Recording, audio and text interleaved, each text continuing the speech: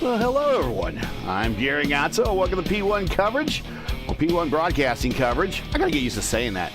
In cooperation with FTN of round 10 of the inaugural season of the ISRA Xfinity Series, we come to you today, or tonight rather. Well, it's today in the sim, but it's tonight from wherever you're probably watching this more than likely. Michigan International Speedway in the Irish Hills there, right in the center kind of the state, just about center south portion. But joining me in the booth, just fresh off of not so happy of a run at the Bull Ring at Iowa in the Indy cars. But he'll sit here and recover and call what was probably, I think, as we've decided, our favorite series of the week. When we get to bring the ISRA action to you guys, because the action is always on the track and very little of it's under pacing. Welcome, Mark. Yeah, man, it's good to be here. Iowa wasn't all bad, Gary. We gotta give a shout out to the Indy Alliance boys, Kevin, Rashad, Seb, Jesper, Sam. Just what a rocket ship we had running up front. Just got a little bit of bad luck in a pit cycle, and that happens. That's racing. Yep. We'll show up next week, and we'll show up next week, and hopefully we don't get the caution while you're sitting on pit road for your scheduled service. So. No right, worries there. Right. Looking forward to a fun one here tonight, though. Mike Rigney's rigged up yet another classic ISRA battle, and you are absolutely right. This is, without a doubt, one of the most fun series we call 100 Lapper. The word tonight is spelled GAS. That's going to be gas, fuel, petrol, whatever you want to call it. Who can save it? Who is not going to be able to save it? I'm told that the fuel run is going to be 30 laps if you just run normal pace. I think we can all work out what it's going to take to make 102 stops. So look forward to some guys maybe saving some fuel. The draft here highly effective. Setup looks like it's a lot of fun, and we got Stretch Armstrong on provisional pole at the moment. And we already have a victim of the heat wave that's kind of coming through the western part of the country. Pepto Joe says the AC is out in his house, so he is not racing tonight. The computer has overheated, so he has dropped out. So that is a shame. He is among the points leaders, and let's bring that into focus right now. The points leader with about after this race, we only have 4 races to go. And just to be clear, the schedule in the description is not correct, but after here we have Vegas, Darlington, not Nashville, Homestead, and Talladega. But today, here are the points coming into today. Michael Goodman with a 5-point lead over Sam Crow. Crow with a 4-point lead over Wagner. That is your top 3. Now, according to the host with the most, Mike Rigney, he has said that this now includes the drop weeks. So I'm not sure how that impacts the points right now, but it looks pretty much the same as it did last week with Pepto Joe there in 4th. Unfortunately, he's going to lose out to Lionel Callisto, I believe, who is in the lineup. And we have just gone. We've just got official for qualifications, so we will finish up here. Rigney, Hearn, Hayes, Evans, and Rick D, the top 10. With Evans, the big charger there, as he is winner for the last 6. And let's get the starting lineup in, shall we? Let's get this. Ready? Yeah. You ready, Gary? Yeah, let's get the stuff off the screen and let's do this.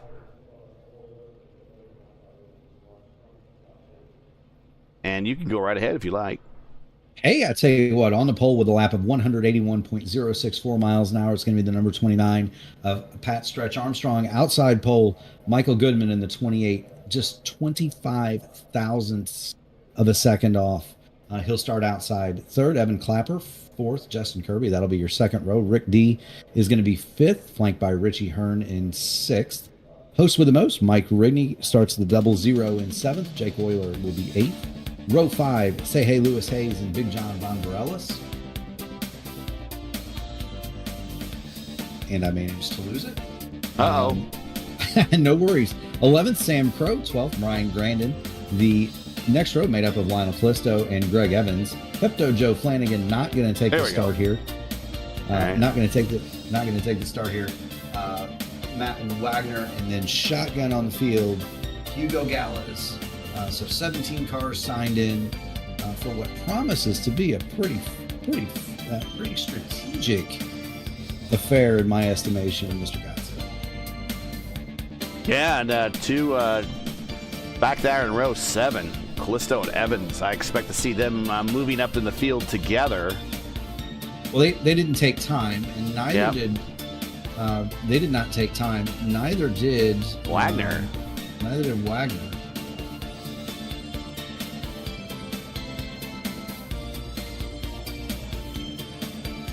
Now Wagner is here, and the reason I know he's here is because my voice chat, which is still on from the race earlier today, just went absolutely nuts with Matty Wagner. So we know that the stock car race is here, and so look for him to be coming from the back. There's all kinds of different thoughts on how to attack this. Do you go to the back? Do you save gas? Do you go fast? Try to stay out front. Hope for a yellow. What do you do? And frankly, I don't know that we can count on a yellow here today, Gary, as they pull onto the backstretch. Yeah, you know what? Ironically, when we ran the trucks here last, we had 7 cautions. That was the most cautions we had in league history, the ISRA league history, not just the Xfinity series, but the trucks as well. And you would think a place like this would have less cautions of that because it's nice, big, and wide open spaces.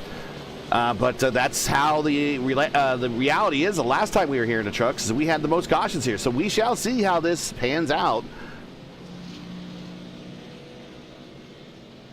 Yeah, and look, I mean, weather here just absolutely gorgeous. 28C. Just gorgeous weather Green flag, for today's event. We're going to get the green flag. We are green. Stretch Armstrong is going to get the jump over Evan Clapper. Michael Goodman will slide into third. The high side is not going to be preferred here early. Look for guys to migrate up into the Harry Gant groove as the tires fade. But for right now, right around the bottom is where you want to be. As they storm down the backstretch for the first time, already all over the track, and you can get 3 and 4 wide here. It's pretty wide, for sure.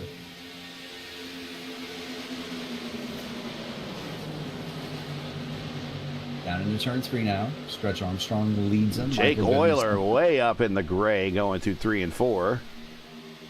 You know, talking to him pre-race, I got to believe that might be kind of a planned move. Okay, all right. I think, he was one of the guys. I talked to Lionel Callisto, talked to Justin Kirby. There's definitely some caginess that's going to happen with fuel here. Now, is it going to be, running around in the back half throttle and way off the pace? I don't think that's going to be the ticket. But there's definitely something to be said for staying in the back and kind of letting the draft suck you along in terms of saving gas. And maybe that's exactly what Jake Euler's doing, because he's back up to speed now, just kind of hanging out right behind Brian Grandin in 14th and 15th there. Hugo Gallows brings up the rear. He's 16th. Stock car ace Matty Wagner already up to 10th. He's right behind Mike Rigney. So we're already seeing some movers and shakers go through here too.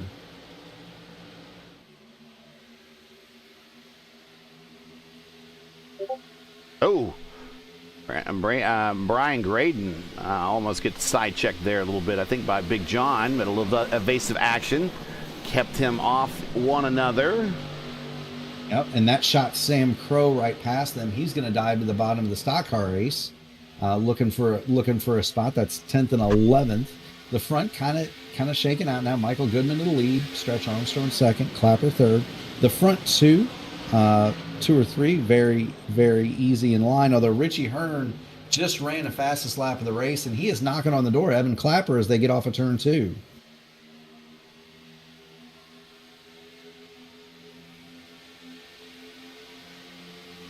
Close in attendance is Rick D. He's going to go to the bottom of Richie Hearn. Hearn's going to climb to the. Hearn's going to climb to the top side. What's that? Oh, one of my overlays decided it didn't want to pop up, and now it's covering everything up. Anyways, let's get back into this thing. No worries. So the fight right now is third, fourth, and fifth. Evan Clapper there's in a hornet's nest. He's got Rick D to the bottom. He's got Richie Hearn trying to pass him on the top. He's trying to hold it kind of in the middle in his number 44 machine. And I think Rick D's going to just back out of that and get in line. I don't think he wants to cook his tires this early. How many sets of tires they got available anyways? Is this one of those where they let's bring you in the rule set here. It's 4 sets of tires, 1 in the car, 3 in the pits. This is going to be a 200-mile race, a 200 miles, 100 laps, 2-mile oval here. One fast repair, one fast repair. Lucky dog, wave around are on. There is no restart zone to worry about. One green-white checker attempt, which we've never attempted a green-white checker in league history, I believe. And the pit road speed limit is at 55 miles an hour. Tell you what, Richie Hearn's riding a rocket right now. He just drove around the outside of Stretch Armstrong. He's going to be second. He set the fastest lap 3 laps ago, and he is flying, absolutely flying around here. Richie Hearn, 40.137 was his fast laps, 187 miles an hour and change, I believe. But he's coming right to the back now, Michael Goodman, as they head off into turn 1.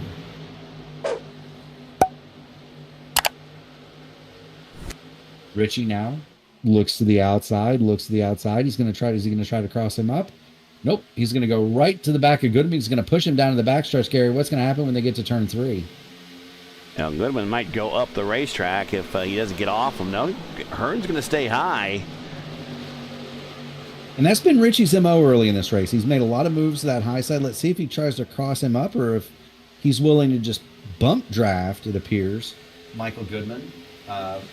See if we can't go on board Richie Hearn. Yeah, just how close he is to the rear bumper, how close he gets down the back straight. It's almost like he doesn't want to pass him now. He's got to him, but he doesn't want to pass him. See, watch. He's going to pull right up here and just kind of listen to the car a little bit.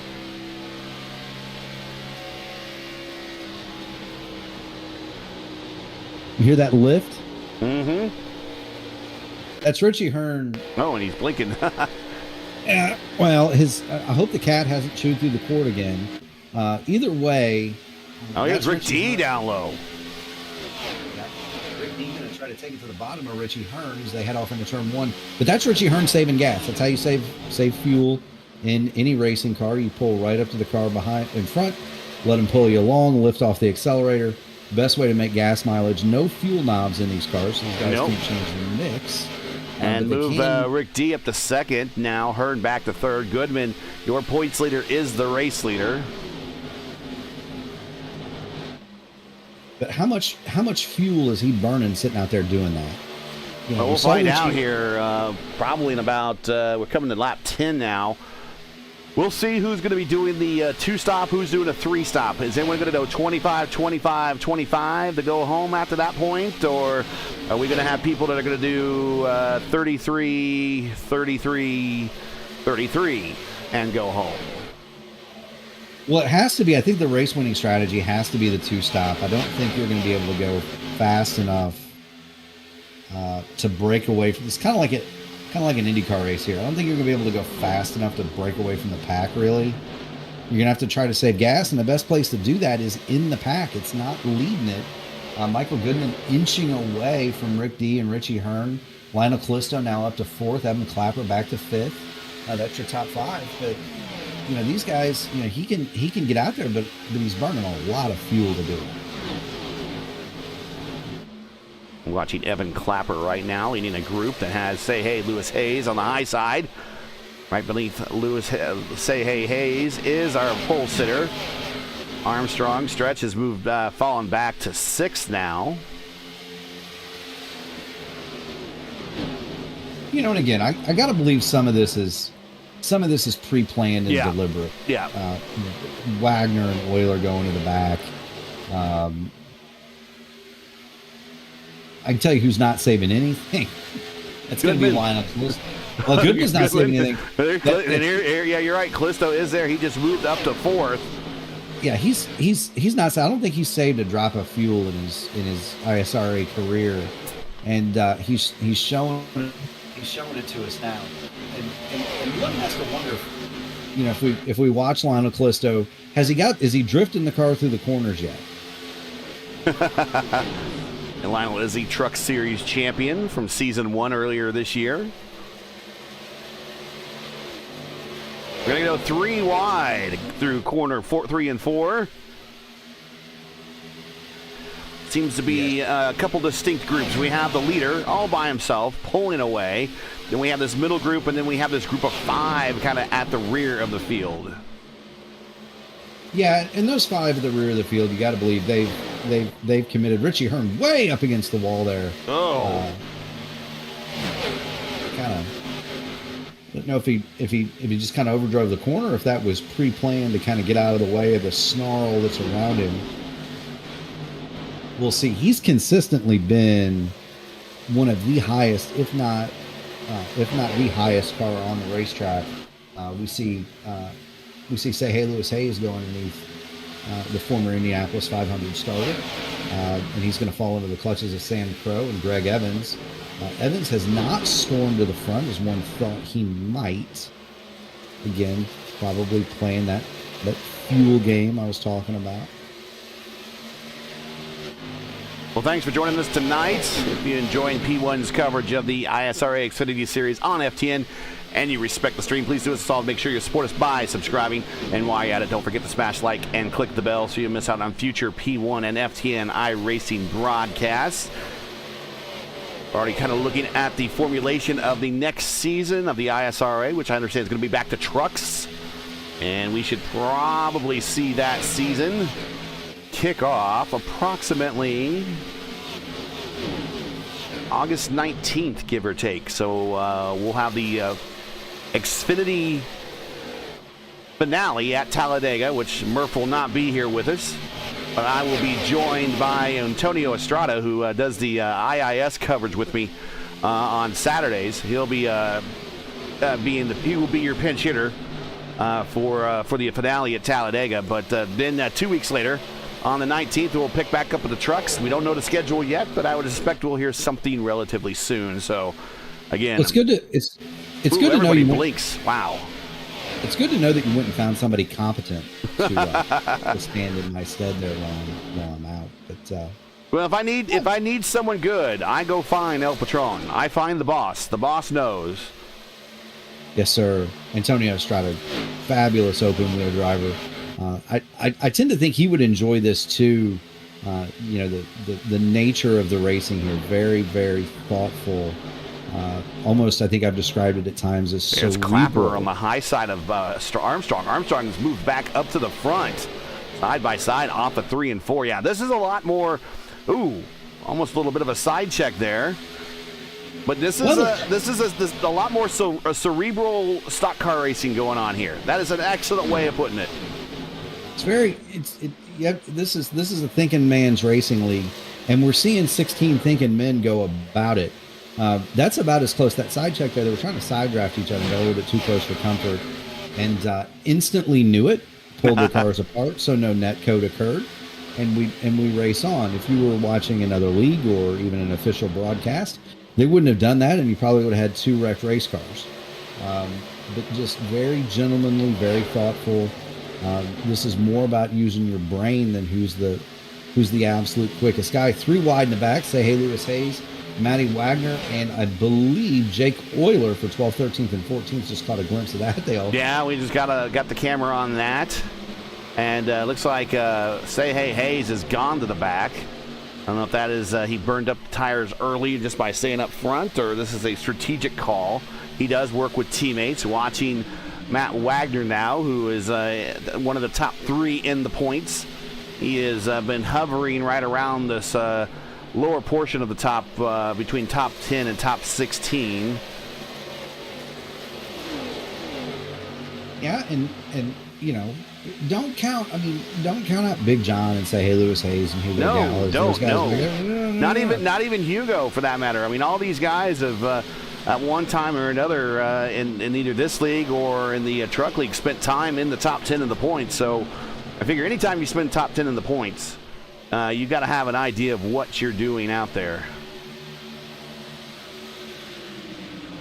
Oh, for sure. For sure. And here's the thing. I mean, you know, we're 20 laps in and we're coming to get lap 20. You know, these guys have already started thinking, you know, half these guys, Lionheart IndyCar guys, and IndyCar drivers start saving fuel the moment they set the green flag, yes. Actually, the moment the engine starts, actually. the moment the engine starts, you're twisting the fuel knob and thinking about how do I squeeze every tenth of a gallon out of this thing? Well, once you're wired that way, it never stops. And, you know, you got to believe, you know, Richie Hearn, I think, drove up there, saw what it was going to take to get up there, and then immediately went back to, okay, right. Yeah. I got to make it to lap 33. I think about the only two people not saving any fuel here. Clearly, Michael Goodman is not. He's pulled out to an 0.8 of a second lead over Evan Clapper, so he started to break the draft. I don't think Clapper's probably saving anything, and I would bet you at least a shiny new dime that the car in fifth, the number 2 Lionel Callisto, he ain't saving anything either. Everybody else, I think everybody else is kind of settled into a rhythm. They're going to try to see if they can make it to that 33 lap mark. The question isn't the first stint in saving the fuel, Gary. It's the last stint. Yeah, second or last one, depending on how they want to do it. You're right. No, you're right. It's not the first stint. It's not the first one because everybody's on top of each other. But once you start seeing guys hit pit road, they're not going to be on top of each other anymore. They're going to be strung out groups of, you know, pairs, groups of 2 and 3 and 4. They're not going to be stacked on top of each other like this. And it's much harder in those smaller groups. We had a car coming off pit road. That is, say, hey, Lewis Hayes. And he might be doing the 25, 25, 25, actually. Not sure why he went to pit road. I don't know if he hit the wall. I didn't see him hit anything. I think this could just be, hey, I don't want to play the fuel game. I'm just gonna stop. Lap 20 is a nice even number. It leaves you with 3 more. And look at those new tires as he goes right underneath Big John. Nice sponsorship on the tailgate there of not tailgate, but the rear bumper of Say Hey Lewis Hayes. They call that a television panel in stock cars. Not sure where the lag is coming from. We have not dropped any frames, and we're upload speed is really, really good. So there have been issues with there's been issues going into the weekend with iRacing. I'm understanding there was a DDoS attack, denial of service attack on there were several Friday night and Saturday, and that really messed with our coverage of the ISS. Yeah, there were several of those. I know a lot of people are getting dropped out of races. Here comes Greg Evans. He has broken away from that second group and is now cut into Goodman's lead now by, it was 0.8. Now it's 0.3, so he bit into it by a half a second.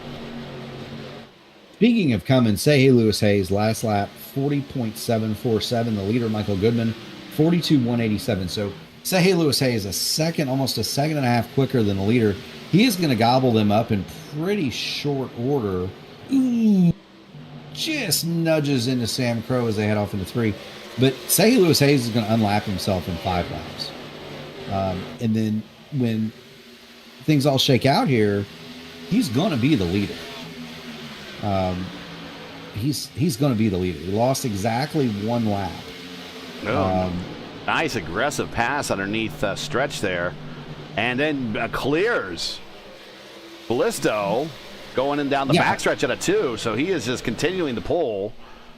And now we see Evans all over the back of Goodman now. And here comes Hayes to unlap himself after his pit stop. Yeah, I mean, he's got to get while the getting's good. 1.3 seconds quicker that last time by, and he's just going to use Hayes those. on the high side. Oh, contact! How did Greg Evans save the car? Is he going to save it? Is he going to save it? Hold on to her, Greg. He saved it. Wow. Give that man Somebody go down there and give Greg Evans a ham sandwich and a cold refreshment. That was amazing. And nothing anybody did wrong. They had say, hey, Lewis Hayes going around the top, and they knocked doors. And somehow both of them, both Greg Evans and Michael Goodman, saved the race cars. Their tires are not going to be happy on the 7. The glitch where you're going through the grass cooled them off is no longer there. And so he's going to have 4 angry Goodyears. Meanwhile, say, hey, Lewis Hayes is gone.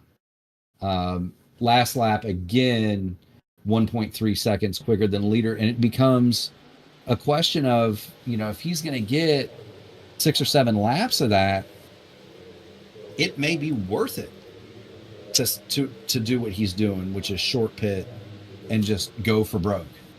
We'll have to see how this all shakes out, but he may very well, he may very well come out of here with a significant lead. Well, we do have a new leader. Callisto is a leader after that little exchange there. Guys had to get off the pedal, and other guys stayed on it, and Callisto is one of those. Now, Callisto is your leader here at lap now, starting 27 going into 28. Armstrong moved him up to 7. Clapper is now 3rd. Goodman back to 4th. His tires might be a little overheated, not as much as Evans. Evans is getting things collected, and he seems to be, I don't know if there's red mist going on here, but he's aggressively already passing cars down the backstretch to move himself now up into the top 10 around Richie Hearn. And now he's looking at the backside of Matt Wagner and his Mustang, and he's going to try to make a move on him down the front stretch. Yes, he is. Meanwhile, I'm looking at the battle for the lead. Lionel Callisto and Stretch Armstrong, 1st and 2nd. And then you got 8/10 back to Clapper. 7/8 back to Clapper. But there's a pretty good battle brewing for the lead here. Callisto not known for being easy on the tires. We've seen him slide that car around. Well, every track we've been to. So how much does he abuse that right rear, and how much can Stretch Armstrong capitalize on that? Meanwhile, Michael Goodman going underneath Evan Clapper to see if he can't reclaim 3rd spot. Not going to be able to pull him down the straightaway. Meanwhile, the front 2 continue to draw away a little bit. They're now 1.3 seconds ahead of Clapper. As long as Clapper and Goodman and them guys battle, Callisto and Stretch, I think, are content to just slink away here. And speaking of slinking away, say, hey, Lewis Hayes still 1.2 and change quicker a lap than Callisto and Armstrong and company. So he is absolutely the quickest car on the speedway at this point. And now we are getting quickly to where the 2-stop window will open. So it's going to be either lap 33, well, 33 for sure will be window, but 34 will definitely mean that you could definitely make it on one more stop after that. It's very true, and that's the thing, right? If you can make it to 34, anything out, you got to make it to 33. You have to make 33. Yeah. 34 is better, and anything after that is a bonus. Because if you can make it to 35 or 36, say, then you you can run 34, and you can run 30 flat out. That just means you can run that much harder when the money's up. And so Evans on the low side of Goodman. This is championship and race winning implications right here. As we move Evans now up to 6th, Goodman back to 7th. Goodman, first time all day, really, Goodman's been in traffic, with the exception of, Graydon into the wall coming off a 2. Cost him a little momentum. Goodman started, where did he start? He started 2nd. But he was in the traffic just for a little bit, got to the lead, and now this is as deep in traffic as he's been marred all day, and that's probably why his car is handling a little bit different, and he's like, screw it, I'm coming to pit road, along with everybody else, a lot of others. We got Graydon coming, we got Hearn coming, We got Big John also on pit road. Rick D, who was amongst the he is sporting a lot of damage on his right side. He's coming to pit road. So now we're going to watch where Say Hey Hayes. We're going to see Say Hey Lewis Hayes. We're going to see where he pops out now as these guys are done with their first pit stop. Here he comes down the front stretch. He knows it too. He's going to the apron trying to make this lap shorter. Yeah, he is. I mean, he's got to run that Camaro for broke. Stretch Armstrong is going to bring it to pit road. Everybody else behind him. Callisto, I believe, also made that pit road as well. Hayes gets around everybody, so move Hayes up to 9th. And who's on the bonus lap? Justin Kirby is going to stay out. Yeah, here. Justin, who finished on the podium in the last race for his debut, said his brother would be here with us this week. I don't see another Kirby, so unfortunately, solo action here for Justin. No teammate or brotherly help at all, and he is now our leader at lap 34. Does he come to pit road, or does he intend to go longer? I don't think you want to go too long. He's coming to pit road right now. Yeah, and that's gonna turn the lead over to Hayes. Yep, and let's see what kind of margin there is. Now, of course, Hayes' tires are going to be a little bit off, so the cars behind him should be quicker. Watching Justin Kirby come. So, do we expect to see Hayes then in another 10 laps, or do we expect him closer to 50? I would expect him closer to 50. 45 to 50 would be the optimum. You don't want to pit too early because then, you're essentially losing your tire advantage if you do that. Right? If you're going to do the 4-stop or the 3-stop as opposed to the 2, you are absolutely going to run those things as hard as you can. And then as soon as the good is gone and as soon as the window opens, you want to stop. All right, so Hayes to the lead. Callisto right now is now second as he as the pit stop cycled through. Armstrong third, who's right behind Hayes. Right behind Armstrong is our points leader, Goodman, and then Goodman cycles out in front of Evans. So that battle continues to ebb and flow. So that is your top 5. Crow is in 6th. Kirby is in 7th. Euler 8th. Clapper 9th. And Matty Wagner, the stock car ace, is in 10th. That is after round 1 of pit stops. Now, what I'm looking at here is, you know how we had that big draft going? Yes. Earlier, we had everybody in line, and they were all kind of close to each other. That's not so anymore. There are now not. Say, hey, Lewis Hayes, all by himself. We know he's not worried about fuel. Lionel Callisto right behind him. He's one and of there we those see guys. Callisto right. He's gaining on him. Well, he is, but that's the tire. That's going to be the tire. Yep. It's going to be the tire advantage. Now, here's the thing: without the draft, Callisto is going to have to be. He's going to have to be rolling out of the throttle sooner. Same for Stretch Armstrong. Now, Michael Goodman does have the benefit of the draft. Greg Evans, probably does a little bit. Sam Crow does not. Justin Kirby does not. Although Justin Kirby went an extra lap over everybody, so he's not going to be as worried about fuel as opposed to everybody else. Jake Euler, he stopped at 32, correct? 31, 32, something Jake like that. Euler at 31. So Say Hayes is credited that lap 21 coming to pit road. He crossed the start finish line after he took the stop, so he goes at 22 at that point. But Callisto at 33, Armstrong at 34, Goodman at 33, Evans at 34, Crow at 34, Kirby at 35, Euler at 31, Clapper at 34. And here is a pass for the lead. So if you're Justin Kirby, you might want to consider bailing out of that 2-stopper now. He's going to need some caution, or he's going to have to pit for a splash at the end. Everybody else, you got to start thinking about, okay, how do I save fuel? How am I going to save it? How am I going to save enough? If you're not in a tight draft, you may not be able to save it. Lionel Callisto has gone around, say, hey, Lewis Hayes now, into the lead, and Hayes' tires clearly past their sell-by date. 18 laps in his current run. His goal, by the way, is going to be to stay somewhere ahead of the end of the pack, right? Remember when he pitted the first time, he pitted from last, did he not? Yes. So he pitted from last the first. So his goal was to stay as far forward as he can. Right. In about another 10 more laps, we'd imagine. But he's lost one position. He's going to lose. And we are blinking for another reason. I'm not sure what's going on. But here comes Goodman. Goodman's going to get a position. Evans going to get a position. Looking in chat from Pepto Joe, he makes mention that Evans does not get the red mist. He is so level-headed and a good racer, too. Well, we've definitely seen that play out here in the last 4 out of the last 6 races, that's for sure.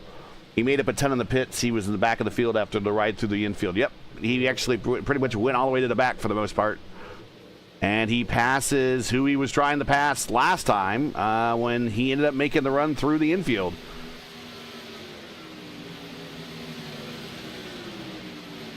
Here's Sam Crow around Hayes.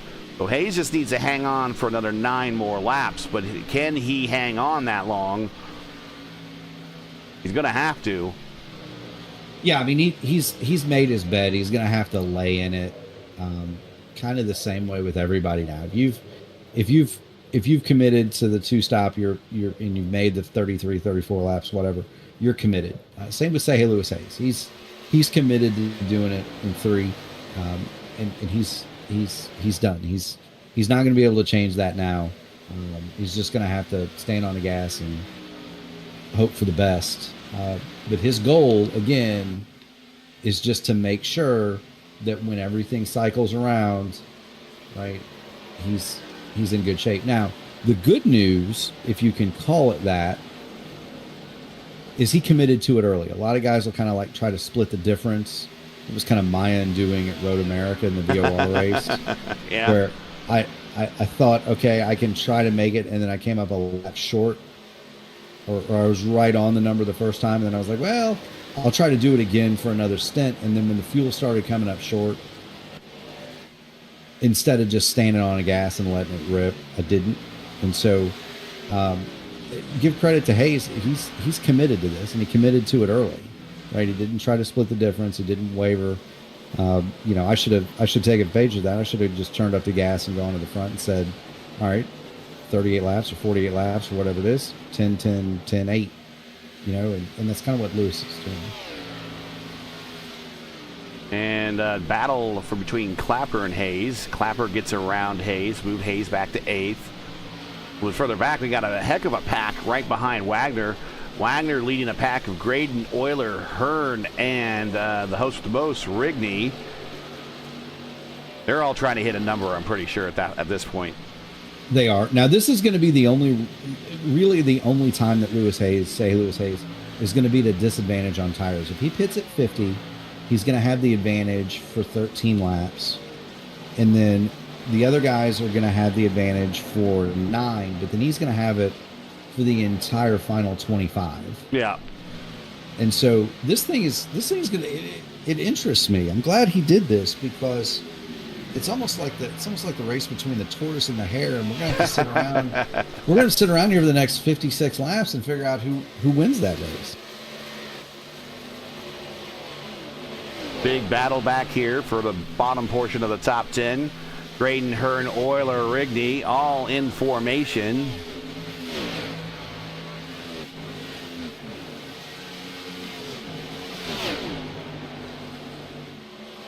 All right, window is open anytime for say Lewis Hayes now. Window is open anytime for him to make his stop.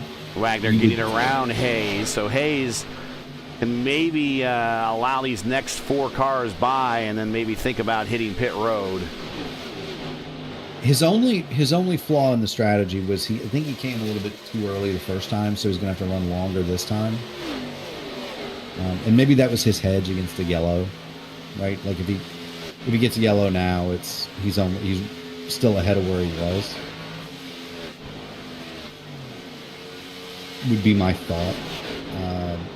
Either way, he's going to run this thing. He's going to run it. He's going to need to run it out of gas, so he's going to need to stop at 50 and then just split it in half from there.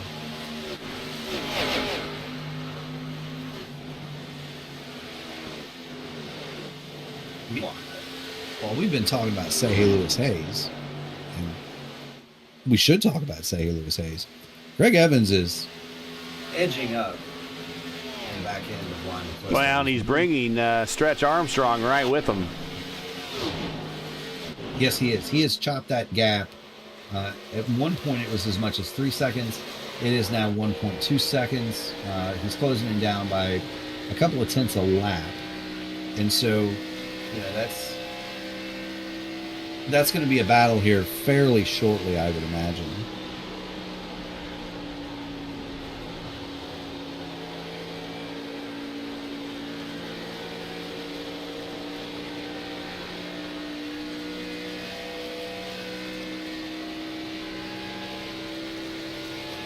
And I don't hear any fuel saving coming out of Greg. He's all in it. He's well into the gas into turn one. Well, and you know, maybe, and I just have to say maybe, right? You know, he realized that without the draft and having to drive as hard as he could to get back up there, maybe he now realizes he can't really make the fuel save either. That makes sense. You know? True. You know, you've got, you don't have, you know, these cars don't have fuel gauges per se. So there's no readout on the dash that says you have 9.34 gallons left. What they do have is the iRacing black box, which is a very rudimentary way to figure your fuel. And you also have third-party apps like Crew Chief, Race Labs that are much better at calculating your fuel. So I would assume that everybody in this field is using something similar to one of those two third-party apps. The iRacing Black Box, it's a good estimate, but it's not really all that accurate. Things like Race Labs, it'll tell you exactly how much fuel you need, down to the 10th of a gallon, which is honestly a lot more accurate than the fuel filler can be in this car. He did know that. You can only fill these cars in like 1.8 gallon increments, I think. Yeah, and it's all gravity fed, and that just doesn't make it go any faster. No, but it does. I mean, you'll want to know those things for like final stops, splash and goes, things of that nature, because you know, it takes time. And certainly, you know, Say Hey Lewis Hayes, you know, if I were him, and of course I'm not him, but I would know how much gas it's going to need for me to go 25 laps, right? And I'm not going to put another gallon in. I mean, I don't think it's that much of a gamble to say that we're probably not going to have a caution unless something wild happens. True. Say Hey Lewis Hayes, 30 laps in his run now, approaching a lap. We're on lap 51. Expect the 38 on the pit lane at any moment as he falls in behind Big John Von Barrel. It's back down to 14. 50 of 100. We're past the halfway point. Watching a battle back here between Graydon, Hearn, and Rigney. This is for 10th in the standings.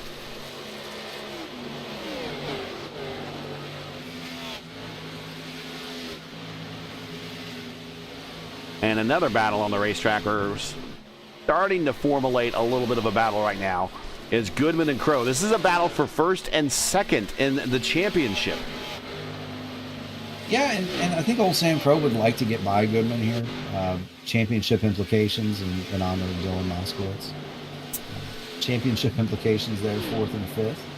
But, you know, you want to, anytime you can pass a rival like that in a championship, it's a good time for you. It's a nice morale boost, and so I'm sure Sam would like to get by the 28. I'm sure that Michael Goodman would like to get up there and do battle with his front three. As Stretch Armstrong and Greg Evans have now caught Lionel Callisto, and they are right. Get on that battle. Yeah, as Keith Jackson would say, right up the tailpipe of Lionel Callisto. Oh, mercy. Go listen to that if you haven't done so, everybody out there. If you haven't done so, if you want to hear something classic, go watch the 1990 ABC. Oh, Callisto is loose. You can see him going through 3 and 4. The back end just kind of wanted to come around. Evans going to get a good run. That cost him some momentum. Evans going to down low into 1. Probably going to get the position here. Lionel Callisto's loose. Now say it ain't so. Oh, no. Let's get a better look from, let's get on the nose of Armstrong. Watch this. Now, we know the speed of Lionel Callisto's hands because we watched it, but that's absolutely amazing. He's able to catch that race car. We see that, they come around there. They're right there. You saw the corner exit of 4. Exit of corner 4. A little bit more of the side of the car than you were expecting to see. Now, I'll say this. If Lionel Callisto ever races a car in real life, I hope he's one of those guys that wears white gloves.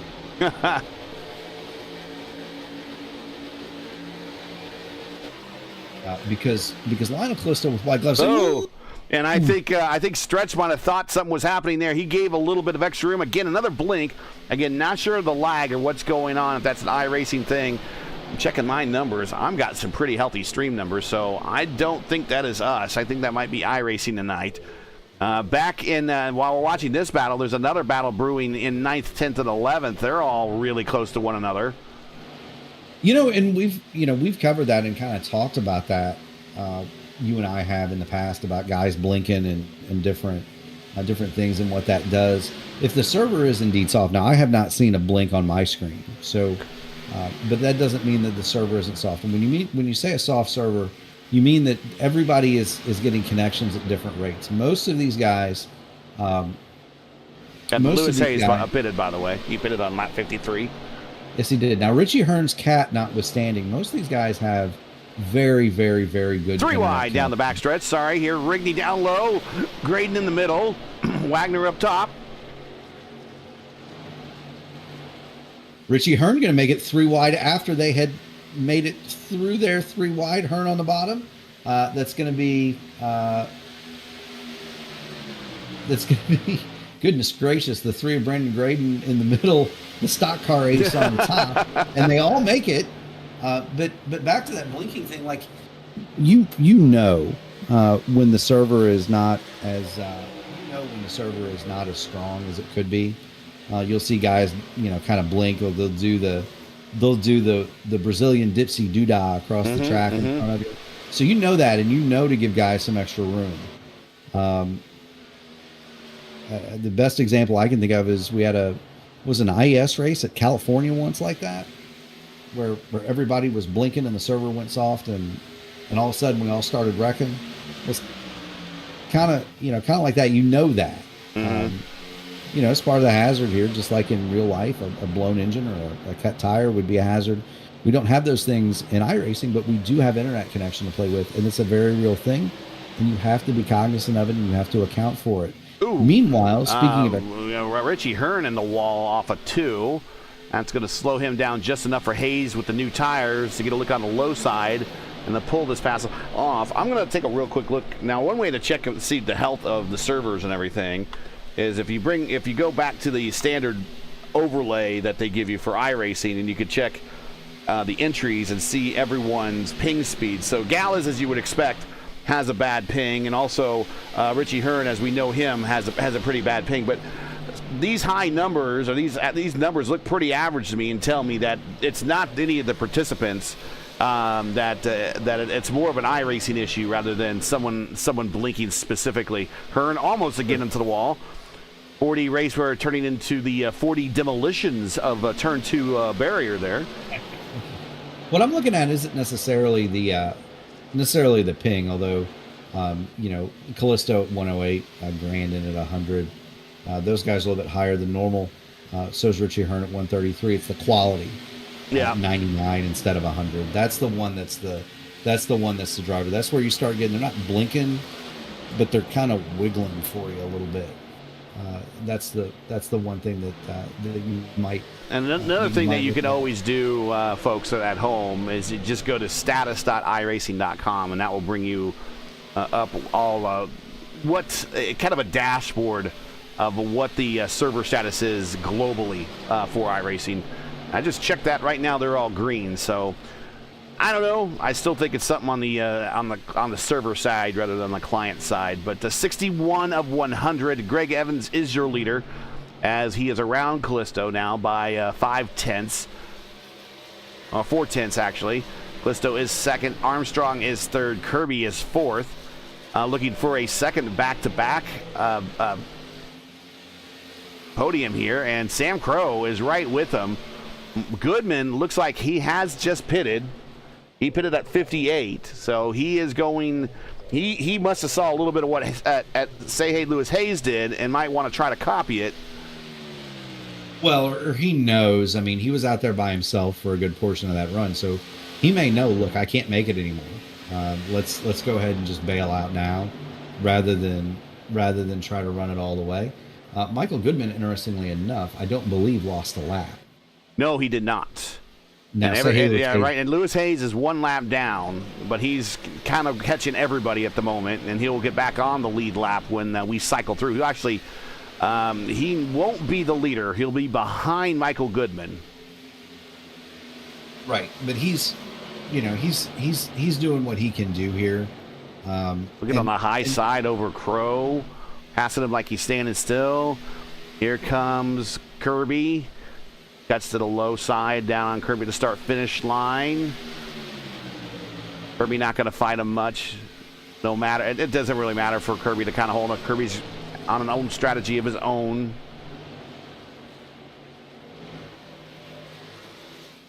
So when do we expect Evans to pit? He pitted at 34. Do we expect him in about another 12 laps from now, right about 75, and then push all the way home?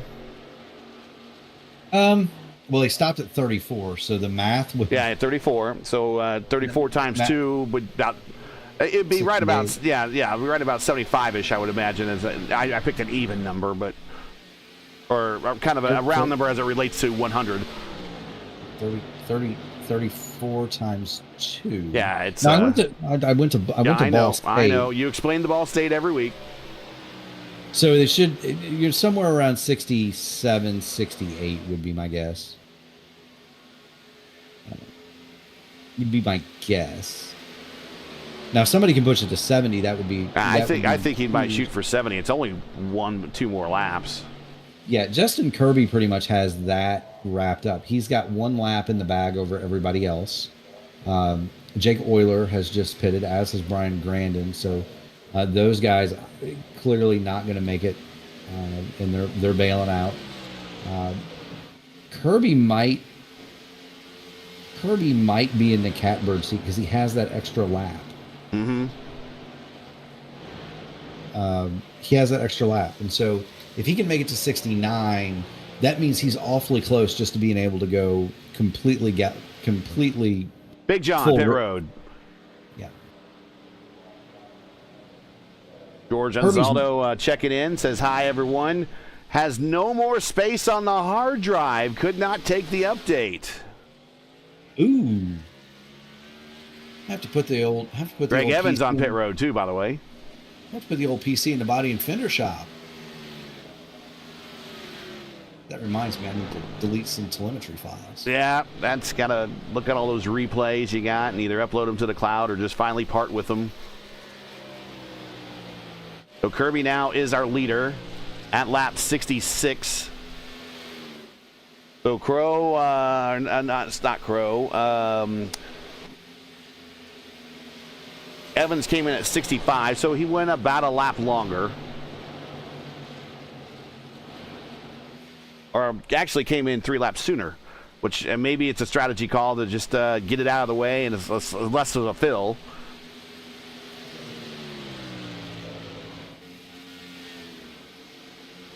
Clapper is second. Wagner now cycles to third in this battle with, actually that's just a battle for racetrack position with Graydon. Graydon just stopped at 63. Crow on pit road now. There's Rigney hitting his stall right now. Kind of slides her in there. Misses the marks, has the back up. Going to cost him some time. Hugo Gallus on pit road. Now that's a story. right? You know, that's those little things all add up, and an extra second on pit road is huge on the racetrack. Sam Crow's going to rejoin the race. Looking now, any time for Justin Kirby, Evan Clapper, and guess who is still out the way? He's just pulled it onto pit road, win an extra lap over his competitors. Most of them. Stock car race, Matty Wagner is going to bring it to pit lane. He pulls into his pit stop, pit stall rather, nice and tidy. Hits his marks. Car goes up on the jacks. All eyes now have to be on Justin Kirby, and Evan Clapper. Now Kirby coming off of 4, staying low, and coming to pit road. Yep. So he's only got to do 31 laps. So I think Justin Kirby, based on what everybody else has done, he can now go pretty much as hard as he wants for the remainder of this. All right. Well, watching him make the run down pit road to his stall. Needs to hit the marks there. Does. That's going to turn the lead over to Michael Goodman. Now, Goodman, of course, will have one more stop. As will, I believe, Lionel Callisto. I think Callisto may have stopped a lap too early. Callisto stopped at 65. Yeah, we've seen guys do 34. There's only one person that's done 35, and that's Justin Kirby. So we'll see. Callisto is going to have to save a lot of fuel to make it to the end. One guy that's not going to have to save anything is Justin Kirby. He's going to blend back in 8th, I believe. 30 to go.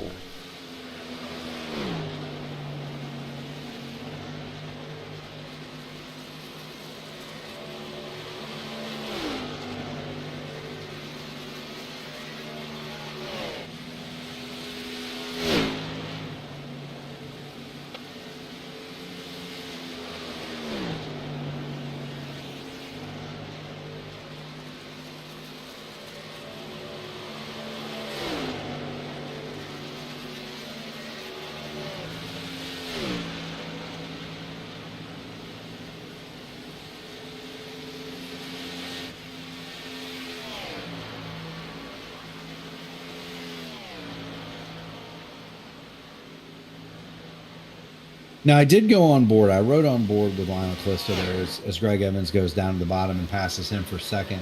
Callisto is not really saving anything. He's still going about as hard as that Chevrolet Camaro can go. Greg Evans slides on by for second. Evans one lap to the good on Callisto on fuel, but Lionel's not lifting early. He's not doing the classical things that you would expect of a guy who maybe looking to save some fuel. Wasn't really able to attach himself to the back of Greg Evans either to use the draft. So that's interesting. Although it does sound like Lionel Callisto is cutting the engine off in the corners. So he's pushing in the. Yeah, let's ride. I thought I heard that. He cut the motor off. He puts in the clutch. There it is. Yeah. He's putting in the clutch. He's rolling it down in the center of the corner, turning the car back on, rolling back on it. And you can see he's not losing all that much time, to be honest, for having the engine shut off for what, quarter of the lap maybe. But that's the only other way you can save fuel, is the kill switch.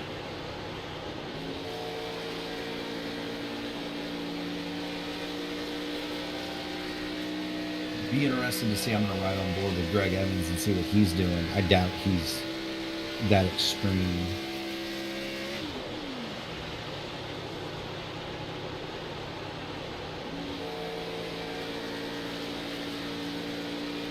Yeah, Greg Evans not really saving anything. He's going to go by Michael Goodman here and take the lead. All right.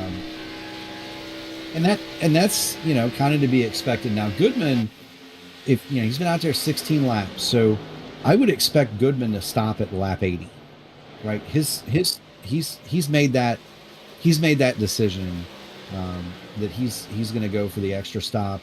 but he needs to get off these tires, right? Because he's almost a full second a lap slower than Greg Evans. He's half a second a lap slower than Lionel Callisto, and Lionel Callisto's cutting the engine off. He's cutting the engine off for most of the middle of the corner. So, Goodman's going to want to hit pit road here just about as quick as he can. All right. Well, once again, if you're just joining us here, watching P1's coverage of round 10 of 14 of the ISRA Xfinity Series on FTN, coming to you from Michigan, where Greg Evans is our leader with about 25 to go. Make sure to smash the like button, subscribe to the channel so you don't miss out on the next race. Also, don't forget your commentary team by sending a donation via our GoFundMe campaign. The link is in the description. We certainly would appreciate it. We do realize times are tough. And a ticket give, of course, will be most appreciated. Watching our leader now, Greg Evans. 4 out of the last 6 races have been wins by him. Could we be looking at 5 out of the last 8?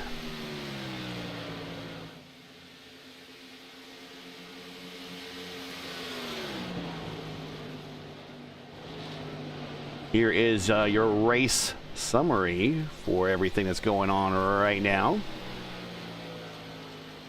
Here's your top 5. Evans, Goodman, Callisto, Armstrong, and Crow.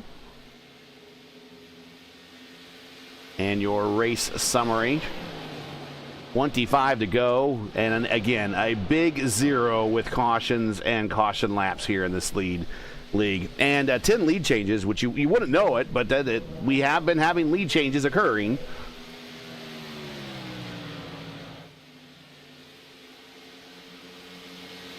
Yeah, and really, my thought is going to be, when does Michael Goodman hit pit road?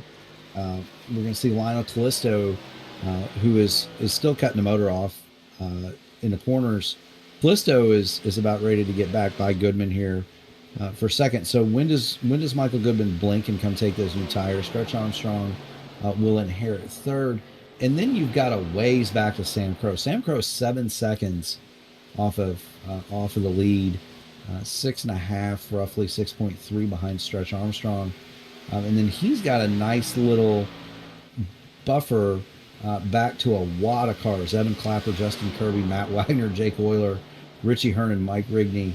Here's a battle position between Kirby and Clapper. It's going to move Kirby around Clapper into now the top 6. Can he get to Crow before this race is over? And the Crow's just right in front of him there.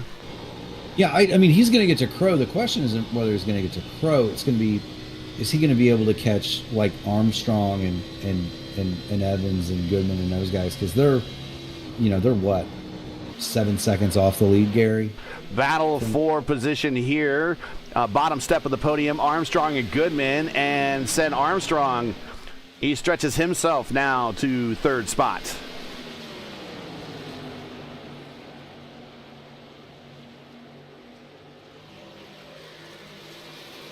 Yes, he does. In the meantime, Mike Rigney got around Richie Hearn. Richie Hearn on pit road. Yeah, so he's stop. That too. Yes, final stop. He's going to put on the tires and Red Bull the rest of this race. Yeah, and that's kind of what we're talking about, right? The cars got spread out, and they got spread out. It's much more difficult to save fuel. That's, to me, what's most impressive about Justin Kirby, is he was able to do the 34, 35 laps. Kirby on the is second to Crow. stint. Yeah, he's to Crow, but he was able to do it. He was able to do it on the second stint as well as the first. So he knows something that some of these other guys haven't quite mastered. We never did take the chance to ride on board with him, and of course, let's do that right now. Right? We actually have the in-car view for Justin here. No, I doubt you're going to hear much because he's going to be full chat. He's he's racing right now, Crow. So he's trying to get a position. Well, but he doesn't need to save anything anymore. No. So he's going to be full chat. But let's do a real quick with 20 to go through the field. Evans is your leader. Of course, one is as we mentioned, 4 out of the last 6. Can he go 5 out of the last 7? We shall see. Can he make this last 20 with no other surprises, no cautions? I would say right now he is sitting pretty good. Callisto is second. Callisto is trying to save some fuel, and he has worked his way up in the second here, but he's not gaining on the leader at the moment. Just 3.4 seconds behind Evans. Stretch Armstrong, your pole sitter, he started third. Or he started on the pole, is third. And that is your top three on the podium right now. Michael Goodman, your points leader on pit road.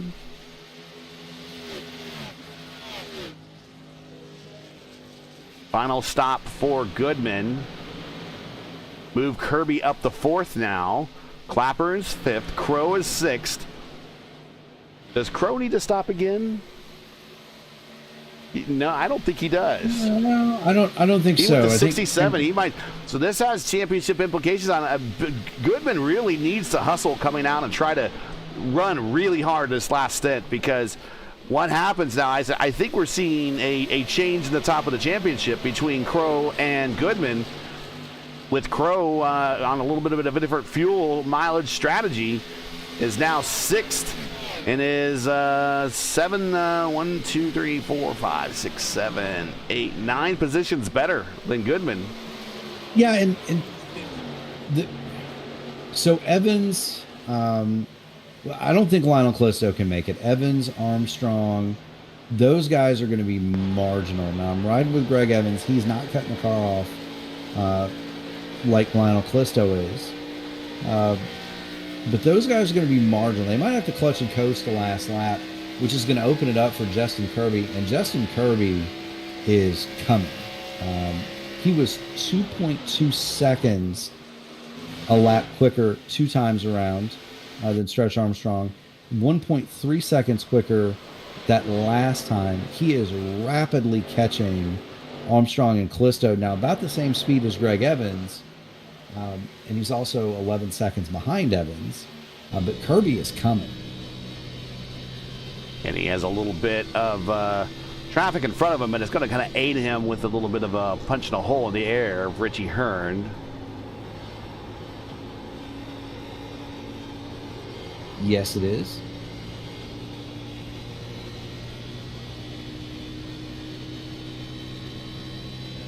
$16 to go. Make sure to join us tomorrow night on ERN for our signature broadcast.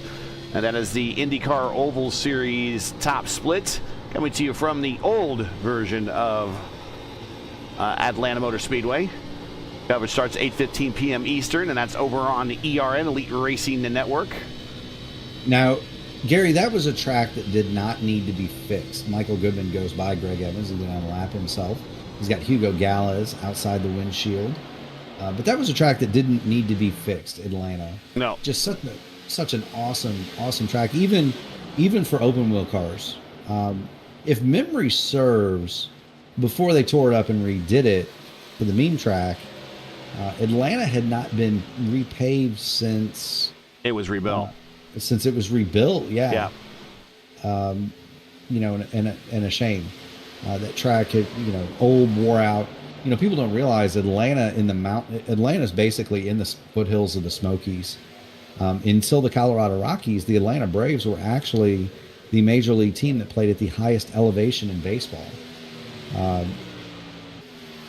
But the soil, very much like Rockingham, very much like Darlington, where it's that gritty, sandy stuff.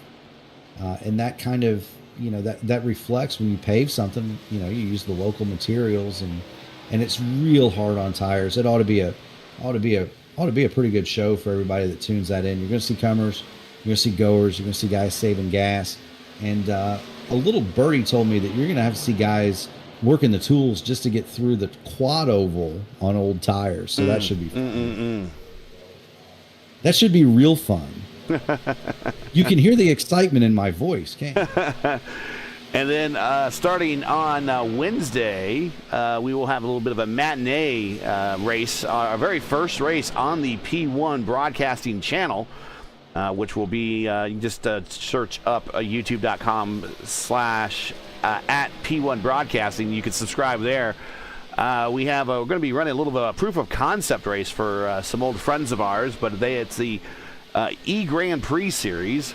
and they are doing a Hypercar Sprint Series, a 3-race schedule starting at Portimao on Wednesday at 2 p.m. Eastern. We will have that. That's just a 45-minute sprint race. You want to check that out if you enjoy the Hypercars. That'll be the inaugural race on P1's channel. And then Saturday, right before the guys do it for real at Iowa, we will race at Iowa in the IIS at 2 p.m. Eastern. Now, I'm looking forward to that. I will not pit early in that race, I guarantee you. And I'll be on ERN, by the way. Absolutely looking forward to that. It'll be good fun. Greg Evans' lead has shrunk. It's now 5 seconds over Lionel Clisto. He's with traffic right now. We're watching Evans and Hugo. Well, I think what's happening here is Evans sees a car that he can draft off of. 11 to go, now 10 to go. Hugo goes high. Yeah, you see how, I was going to say, Evans is almost deliberately not passing him. He had the run. He was all the way even with Galez. And now he finally makes that pass going down the backstretch. But Greg Evans deliberately staying behind Hugo Galez to use the draft and save some fuel. And I think the reason he made that pass is he's got another car ahead of him kind of to break that air. Now, all right, here's a battle coming up right now. Not to cut you off, Armstrong and Kirby, 4/10 separate these two now. This is for the bottom step on the podium, 10 to go. Yeah, and Kirby continues to come. But what I meant to say was, Greg Evans feels safe making that pass because he's got Rick Deed just up the road, so he's got somebody else to break the wind, help him save some fuel. Meanwhile, the guy that doesn't need to save any fuel, that's Justin Kirby, has made it to the back bumper of Stretch Armstrong, and Kirby's got 3 laps of fuel in hand over Armstrong. So that would kind of, to me, indicate that this is just a matter of time.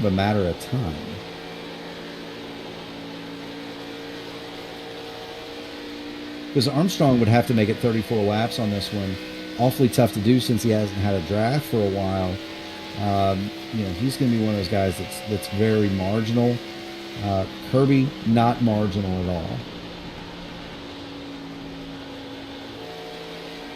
Watching them on the 18 degree of banking here.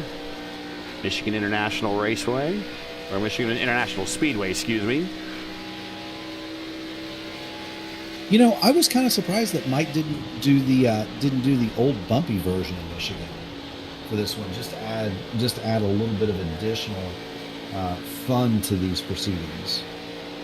As many of you may watching Kirby get a little loose off of 4, watching out the back bumper of Armstrong at the moment. Watching Kirby get closer and closer and closer. As he stalled out, is he able to get there? He dives into 1, getting closer. 8 to go. Evans, your leader, by 6 seconds, now 7 seconds over Callisto.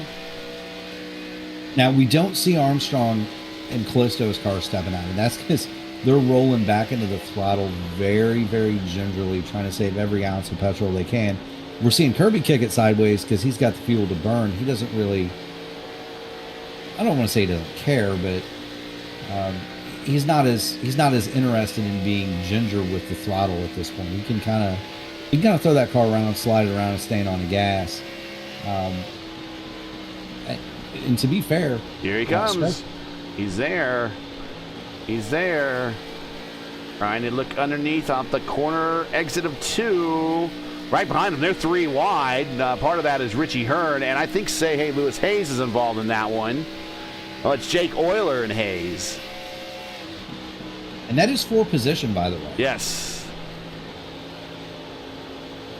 Here comes a really fast car on the outside. That's a 15. That's Euler, who just stopped. He stopped on 88. Yeah, he's got 6 lap old tires, so he's going to go right on by these guys, and Justin Kirby going to try to follow him through topside. Can't quite yet figure a way around Pat Armstrong for 3rd. But again, I would think with the fuel situation, it's only a matter of time. The other thing is he's probably forcing Stretch to run a little bit harder than he wants to at this point. Where did he decide to go? Turns 3. Does he go high? Stretch moves high. Kind of floats high now on the exit. Kirby underneath. Down the front straight at the start-finish line. The position is still Armstrong's, but it's not going to be much longer. In the 1, move Kirby up to 3rd, looking at his 2nd straight podium to start his career in the ISRA. Yeah, I mean, great job for Justin Kirby. You kind of saw that coming. Stretch Armstrong really, he's kind of, Pat's kind of defenseless going in the corner. He's got to roll out of the gas. 5 to go. He's got to roll out of the gas so early. Now, can Kirby catch Callisto with Callisto having to save? He's half a second a lap quicker that time. So 3 seconds, 3.5 seconds is the interval. Yeah, he's coming. Greg Evans on pit road. Whoa. Greg Evans has surrendered the lead and come to pit lane. I did not see that car go up on the jacks. No, I did not see it, but I did not see that stop coming either, to be honest with you. That leaves Callisto. Can Callisto now make it through these last 4 laps? And we know he's conserving, and we know Kirby's not. Can Kirby catch him with these last 8 miles to go, coming now to 6 miles to go? Why does Michigan always come down to a fuel save? Nice, big, wide racetrack. It's not people wrecking into each other. I feel like I've seen Harry Gant pull this before. There goes a 15 around Callisto. Imagine Callisto probably wants to use a little bit of the draft, but the 15 is so much faster than he is right now. He just instantly pulls away. He's not worried about it. He's still shutting the car off in the middle of the corner. He's getting down into where the car sets down in the corner, and he's shutting it off. That time he shut it off even on entry into turn 3. So Lionel Callisto is really babying that 2 car, trying to get it home.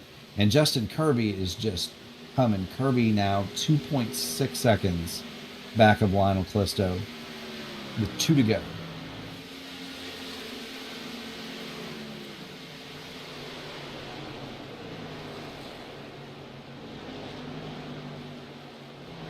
It's so eerie, Gary, to hear him do that. You hear the roar of the big V8, and then it just stops. Yeah, it's almost. I have a hybrid. I have a Honda Accord hybrid, which, hilariously enough, is one of the favored vehicles of the IndyCar community here. I think myself, Chris Demerit, and there's like 3 or 4 other guys that have the same car, but it's almost like that. White flag. Callisto won at the sister track in the opener. He is your defending Truck Series champion. 2 miles to go. And here I was all show, saying, oh, well, that guy, Lionel Callisto, he's not saving anything. He's not saving tires. He's not saving gas. He is 1 mile away from one of the best fuel conservation victories that we've seen. And but Justin here's Kirby. Kirby is there. there. Here they go into 3 and 4. Kirby getting a good run, coming the middle of 3. He's got it cut down to 3/10. Got it to 2/10. Kirby's going to get him on the outside. It looks like he's out of gas. He's popping fire. Kirby with the win. Callisto struggles home, but he finishes 3rd. And Crow 4th. Or 3rd. So Kirby wins, Callisto 2nd, and Crow finishes 3rd. And I think that's going to move Sam Crow into the championship points lead. Almost made it home. He only liked, 300 or 400 yards from making it. Yeah, it starts coughing off a 4, and it finally runs out right at pit entrance. Poor Lionel Callisto. What a valiant effort from Lionel there. Almost, but hats off to Justin Kirby. He saved the gas at the beginning so he could run hard at the end, and it paid off. Here we go. Listening.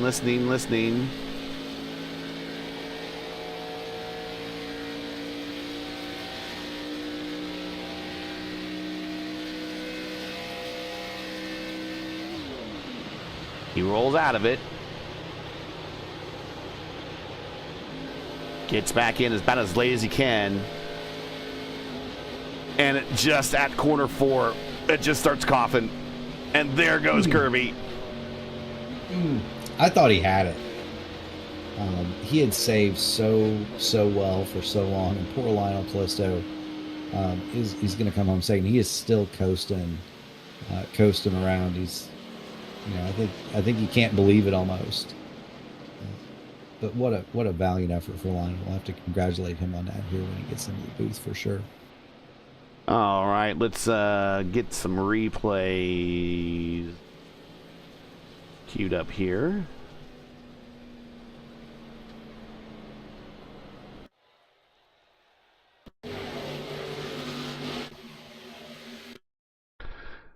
And let's get into the interview room as well. But let's get today's final standings in. Hide all these graphics.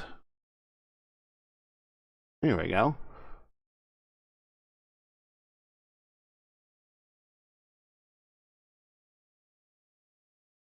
Again, wishing I had a producer that could handle all this stuff for me. And I said, God, just read the final standings. Don't have to worry about anything. Here we go.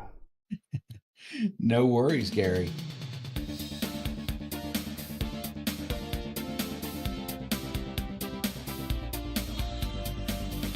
All right, so let's get the results in here. All right, so your winner, the number 57, Justin Kirby, he starts.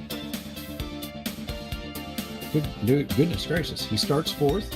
He does the 2-stopper. He leads 7 laps, but the most important 7.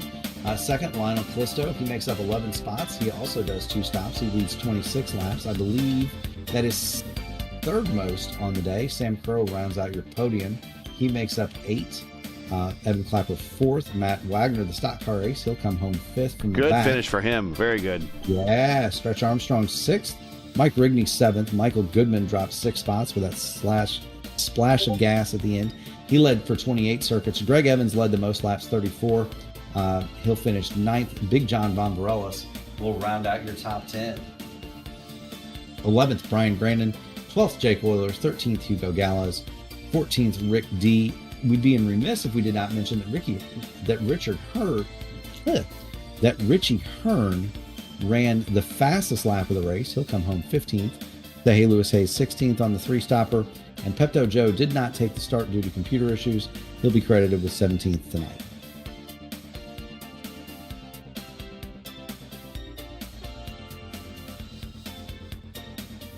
All right, and let's find Sam Crow. I mean, he every time we bring him into the booth, he's like shocked he's there. I think he's sandbagging us. I'm not sure. Maybe he's the hustler out of all this one. But we'll bring him up. And here he is once again.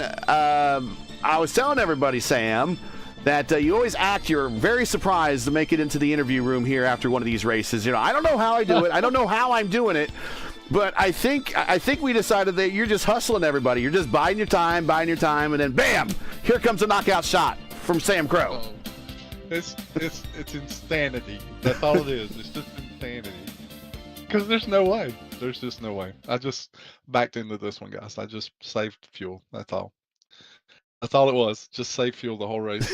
Murph. I had no speed for the quick runs, and so I just decided just to try and save as much fuel as I could, considering that we were in that 5 to 8 lap window where we might need fuel. So I figured I could save, and I did.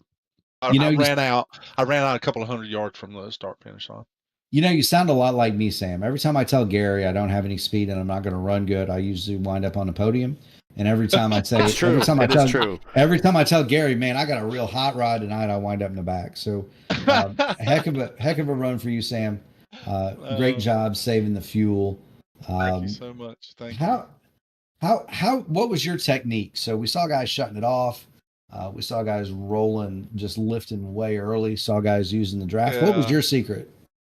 I don't use a clutch, so there's a lot of guys that have perfected that to save fuel, and I just never have been able to do that. My ECCIs are just a two pedal set, so I was just letting off extremely early. The last 25 laps, I never matted the throttle. I never matted the throttle the entire last 25 laps. So even racing Evan there at the end, I still didn't mat the throttle. He had a little bit of trouble, so I was Nice. able to get around him. I just Nice, needed nice, to. nice. I needed not to mat the throttle in Needed order not to to. save that kind of fuel. Well, that's a brilliant, just a brilliant run. I think a lot of people were in the same shoes you were. They just didn't have speed here on the 2 mile oval for whatever reason, and they went back into fuel saving. And for some it worked, and for some it didn't. And it sounds to me you have the Scott Dixon foot that you have attached to yourself. So congratulations on that. Which is real surprising considering it's a size 15. So that means you could hold more fuel than the average foot. I know you guys think I'm hustling, but honestly, I'm just thrilled to be here. I am. I'm shot for a third tonight, honestly. And well, we think, and we thought this last week. We weren't really sure where you would pop out when the points were determined, but by virtue of finishing third and Goodman finishing eighth, I think there's enough of a difference in points there that there's a good chance that you are the points leader. We're waiting for the points to be updated, but once again, we think you are the points leader going into the next race here at Vegas. So maybe next week is a good week to gamble, possibly, or are we just going to stay conservative and just bring the car home? When the season started, I had resolved myself to show up, support Mike in the league, and I really just wanted to be consistent and just run my race and not get caught up in the hype of racing.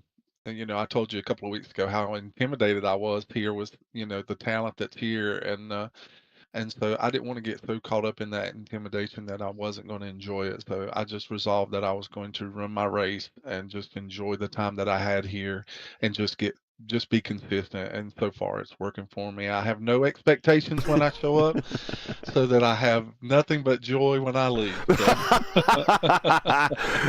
Shout outs, friends, family, sponsors. Do you want to say hi to before we let you go?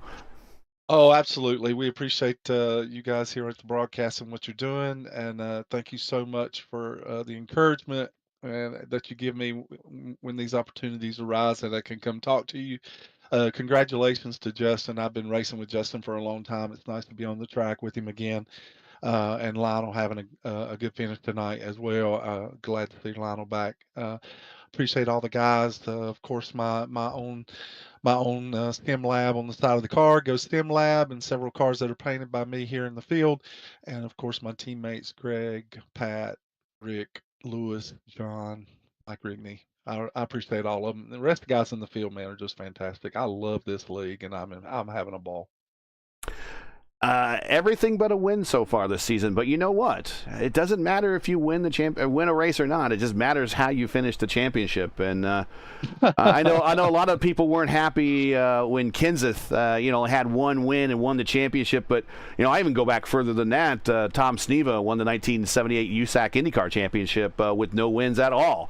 And granted, that same season, I think Matt Crafton won a truck championship the same way. It might be. And granted, during that 78 season, Allen Senior won the IndyCar Triple Crown, the only driver to ever do that, and he lost the championship by winning 3 of the biggest races. Wow! So we might be on the verge of seeing something very, very special here. So we will continue to watch and continue to silently root for the old Crow, as he is now possibly perched atop the standings here in the ISRA Xfinity Series with just a handful of races to go. Well, just write it down, boys. No expectations, leave with joy. That's all I got. I have a little sticker next to my monitor that says it's just a game sometimes too. just keep going fast and having fun, Sam. That's it. Exactly. So much, Mark. That's the goal, and you guys have added such flavor to all this. I appreciate you. You do a great job at the broadcast. Thank you. No problem. Thanks a lot. We will catch you at the next one, sir. Congrats on another podium. Thank you, guys. All right, let's bring up Lionel Callisto here. Hey, Lionel, got you here in the booth with Gary and Mark. Another quarter of a gallon probably would have brought you home. That was an outstanding attempt at a fuel save. We give you a standing ovation at that. It helps you overall in the points championship because you do, even despite not getting the win, you got a solid podium finish out of this race and have worked your way up now into on the verge of kind of being a contender in this championship. But it's got to sting just a little bit, does it? Yeah, just a little bit. A little disappointed, but at the same time, I'm happy with the podium finish. I needed the points because I'm falling behind. I wish I would have started saving it a little earlier. I would have had an extra lap, and then maybe I would have had a chance to win it. But I mean, I did the best I can saving We it. heard you. We heard you hitting that clutch in the corners. We rode with you for a couple of laps. We're like, he might be able to do this. Oh man, the moment I saw the 4 laps short, I'm like, oh no, I gotta start saving now, like every single lap. And I was surprised I got it. Like I didn't think I was gonna make it, honestly. Go ahead, Murph. Yeah. So, what were you using for? We heard you shutting the car off and turning it back on. Were you using markers, or was that all by feel? Uh, Entering the corner, like the markers, yeah, but like every time I'm lifting off, I'm just putting it in neutral, like the same way I'm driving normally, and like tapping the brakes or lifting off the gas. Anytime I enter the corner, I'll just go to neutral, and then the halfway the corner, I'll start accelerating slowly up to speed. Gotcha. Got any shout outs? Anybody you wanna say hi to this evening? Everybody that's involved in the league, the organizer, you guys in the booth, Gary, Mark, you guys doing a fantastic job, and yeah, everybody, thank you. Well, good to see you back on the podium again after I think you missed a race here. Was it last week? But good to have you back, and good to see you give it a good run at the points championship here late into the season. So we'll see if you can go back to back for trucks and Xfinity with about 4 races left. Congrats, and we'll catch you at the next one, man. Hey, thank you guys. See you later. Heck yeah, nice run, man. All right, and there is Justin Kirby. Let's bring him on up. And joining us now in the booth is today's winner, 2 for 2 in terms of how he started his ISRA career. 2 races, 2 podiums, but the important thing is second race, first win. Congratulations, sir. We noticed that you were going longer than everyone else. We saw you gaining on Callisto, but until he ran out of gas, we weren't really quite sure you were going to catch him. But when did you know that you were going to get this guy? About middle of 3 and 4 last lap. Wow. Because I was banking on he was gonna be splitting up that last run, try to utilize tires if he was gonna do anything. But I mean, I know he's only I only had 2 or 3 laps on him. It's like there ain't no way he's gonna try to make it that long. sure enough, it's like he got me nervous. 2 laps to go, it's like, okay, I'm not really chunking him. Is he got it? And then once I saw his pace dropping off, is like, okay, we still have a chance. Well, I would imagine that you were pretty happy to get that pass pulled off there right before the start-finish line. Murph, got any questions for Mr. Kirby here? Because I know we've been watching him all race long. We knew that he was making those stints 34 laps versus everyone else doing less than 34 laps. We did. So in full disclosure, I came to Justin Kirby before the race and I said, "Hey man, what's the fuel window?" Because I didn't get a chance to do any testing due to some other commitments. So I asked Justin before the race, I said, "Man, what's the fuel window look like?" He said, 30, 31 laps, but I don't want to tell everybody what I'm doing. So race is over now, Justin. Tell us how you did 34, 35 laps in a stint to make that last one 31 so you could go full chat. I've always been one, I don't really like keeping cards under the vest because it's like I wasn't doing anything out of the ordinary. I didn't hit the clutch pedal once all race. It's just kind of the way my driving style is when I'm looking after the right front is I'm kind of doing if like any of the old timers remember, kind of like how Kyle Petty used to run, like he would always be the easiest Yes. one into the corner. Yep. So all I'm doing is just I'm trying to keep that weight from rocking so hard onto the right front, especially when you're in a pack. It's like you got all that aero wash to worry about. Which was that's why I was happy living on the bottom. Nobody else was running down there, so it's like, okay, cool. I got air on the nose. I could just rotate it and have more off throttle time than everybody else, and it just I mean, it paid off in pace too, because it's like I wasn't holding up or anything. Just that's the way my style is right now. It's just it leans more towards, it happens to save more gas too. Well, you were talking about last week your possibility of having a brother in the lineup, but we didn't see another Kirby out there. Maybe some brotherly help to help you next week when you to maybe even the odds at Las Vegas. That is a very strong possibility. It was one of those things. He wasn't feeling the greatest. I understand that. Believe me, he wanted to run, but he didn't want to affect anything, because I mean it was a rough day and just kind of off gotcha. To the side, but I understand. Yeah, for sure. Well, but he's looking forward to run. It's going to be good once he gets here next season. Next full season we do, we'll be here. All right. Well, that's I mean, with once you break through with the win, it kind of puts you in the category of a player here in this league. And even though you have a good number of races where you missed because you came in mid-season, a good run into the top 10 of the championship will bode well going into the next season, which will probably be trucks starting in August sometime. So we're just looking for the hot guys to keep a lookout on you. Once you start on a hot streak, it just kind of sticks here. So congratulations on the win. Congratulations on the fuel mileage, saving it just like Scott Dixon does. You got any friends, family, sponsors, shout outs, anybody out there you want to say hi to? Yeah, just want to say hi to the guys that with Black Magic, with my brother, the Ryan brothers, Trevor Hunt, those guys that, I mean, we've been running together now for about the last year and a half, 2 years. So JP Phillips, and a lot of what I'm carrying over here is what I learned with those guys over the last couple seasons over at the other league that we do. Just it's been a blast with them. And then, the guy that organizes the stuff over there, Scott Bolster, former Lionheart guy, and very familiar with a lot of the people here. So it's what I learned out there is really helping me here, and it's paying off. So I got to thank all of them for that. Well, congrats on the first win. 2 races into your ISRA career, a podium and a win. Can't get much better than that. Congrats, and we will see you at the slot machines in Las Vegas. All right. Thanks again, gentlemen. No problem. Heck yeah. We'll just drag him down there to room 1 where everyone's kind of meeting.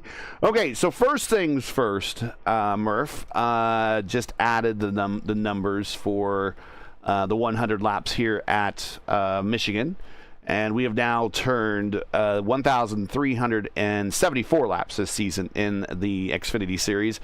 And only 42 of those have been under caution, so we are now at 96.943% green flag running here in the league with let's see, this is the 1, 2, 3, 4, 5, 6th race out of 10 that have gone caution-free this season. And on top of that, we're moving to Vegas, which is another nice, big, wide racetrack.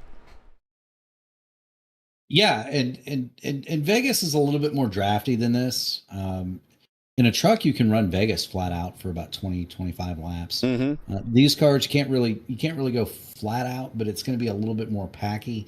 At the same time, it is extremely wide. It is extremely fast. And I look forward to an amazing show. I can once again not underline how much fun it is to watch a thinking person's racing league like this one. Justin Kirby won today, not because he was necessarily the fastest car. I think that has to go to, well, it doesn't go to anybody. Richie Hearn, we know he set the fastest lap. It didn't go to Greg Evans, who led the most laps. It went to Justin Kirby, who outthought everybody. He was able to save fuel early so he could go fast late. And he turned that go fast late into a win, and all credit to Justin Kirby for outthinking his competition this evening. And complete ISRA totals, which includes trucks and Xfinity, 2,259 laps, only 86 done under cautions, 24 total cautions between the two leagues, 96.193% green flag racing between the two leagues. So, again, if this is your type of thing and you think that you have what it takes and the chops to also race with these guys and keep it clean and those numbers, you might want to check out the ISRA. This is invite only, so make sure that you get in touch with one of the admins, and we'll talk you through that, or they will talk you through that. I am not an admin. Points have been updated, and yes, we do have a change to the top, and we do have a new bird perched at the top. Sam Crow is at the top of the standings. He is now 353 points, 1 point better than Michael Goodman. He now has a lead with 4 races to go, as we are now going to, if you look at the schedule in the description, we're going to Vegas, not Nashville. That's going to be Darlington, then Homestead, then Talladega. Behind Goodman is only 6 points behind. That's Wagner with a solid top 5, and we doesn't get enough mentions today. I guess is this his birthday today? Yes, yes. And he the says, stock car race. And he says he needs 2 wings and more downforce, so that's an unfair advantage. You cannot have that. The stock car race celebrated the 30th anniversary of his 12th birthday today. So happy birthday, Matty Wagner. Very, very good. So he is third. Callisto, by just missing the win, now is 4th. He is 41 behind Wagner. So I really think, unless Callisto can get on a run here, which I believe he can here in the next 4 races, he could probably pull himself into becoming a player here. The stretch might be Rigney at the moment. He is 17 points behind Callisto. So Sam Crow is your leader, over by 1 point over Goodman, and 6 points, actually 7 points over Wagner. And then Wagner, that's your top 3. Wagner has a 41-point edge over Callisto and a 17-point edge over Rigney. Callisto has a 41 to Wagner, 17 to Rigney, and then, that anyways. If you want to check it out, we'll have the points on the next race anyways. Also in the top 10, Hearn is 6th. Greg Evans has worked his way up to 7th. Joe Flanagan, unfortunately missing today because of heat issues, is still in the top 10, but he is now 8th. Lewis Hayes, 9th, and Rick D is 10th, rounding out the remainder of the top 10 here for the championship. Going to Vegas next. You already talked about it, and we already talked about today here at Michigan. So I think it's a perfect time, Mark, that we just wrap it up right here. Absolutely.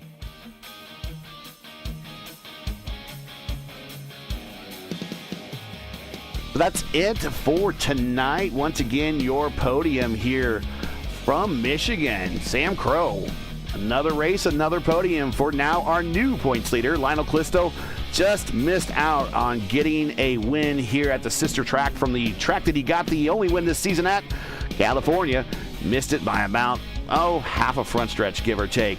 And Justin Kirby managed to go long on all of his stints, and that allowed him to have the deeper fuel tank, or at least the most full fuel tank at the end here when everyone was running out of fuel. Passes our leader in the last, 200 yards or so, and gets the win for his first win here in the ISRA.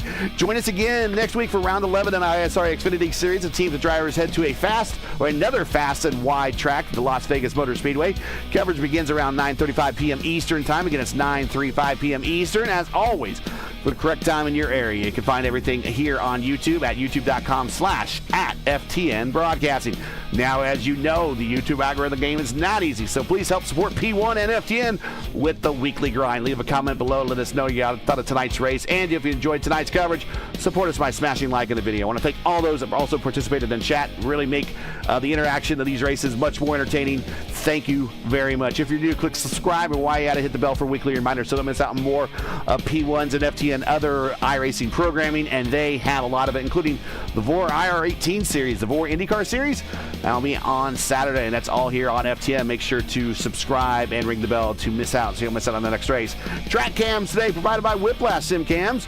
Thank you to Whiplash for being the official camera pack providers of P1 Broadcasting. To learn more about Whiplash, follow them on Twitter or like them on Facebook. The links are in the description. So for Mark Murphy, everyone here at P1FTN and the ISRA, I'm Gary Gonzo saying all good night and thanks for watching, and to all our men and women serving in the military and as first responders, Godspeed, God bless, and come home safe. Catch us again right here next week in Vegas for the next race of the ISRA Xfinity Series. Good night.